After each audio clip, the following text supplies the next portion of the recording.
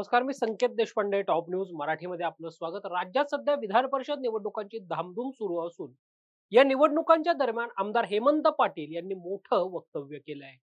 निवडणुका या आता सामान्यांच्या राहिल्या नसून धनदांडग्यांच्या निवडणुका झाल्यात, अशा शब्दात विधान परिषद आमदार हेमंत पाटलांनी महायुती सरकारलाच घरचा आहेर दिलाय.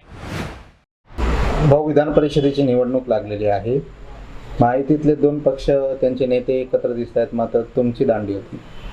नाही, मी मुद्दाम या निवडणुकीपासून दूर आहे ह्याच्यासाठी की या कोळशाच्या दलालीमध्ये हातकाळी करण्याची माझी इच्छा नाही. तुम्हाला सांगतो, आपण बघताय की या निवडणुकीमध्ये दुर्दैवानं मराठी माणसाची ऐपतही राहील नाही आणि अवकातही राहील नाही. धनदांडग्यांच्या हातामध्ये ही सगळी निवडणूक गेलेली आहे आणि मोठा पैशाचा बाजार सगळीकडे चालू झालेला आहे.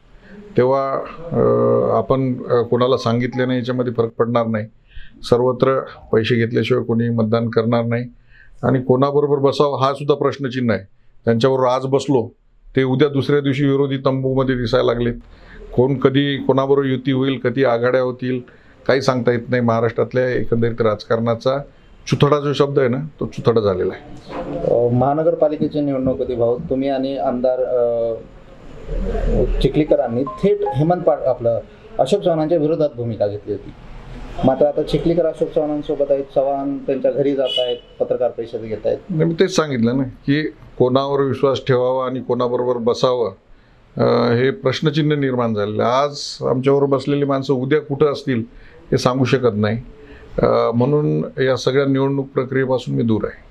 अगतिकता थेट व्यक्त करताय तुम्ही स्वतः आमदार. महाराष्ट्राच्या राजकारणाचा मी तुम्हाला सांगितलं की सुथडा झालेला आहे. हे अगतिकता आहे आणि दुर्दैव आहे. महाराष्ट्रातल्या राजकारण्यांच्या दृष्टीनं मोठा बाजार सगळीकडे सुरू झालेला आहे. शिवसेना सोबत आहे का नाही महायुतीमध्ये? तुम्ही दिसत नाहीत कधीच कुठे.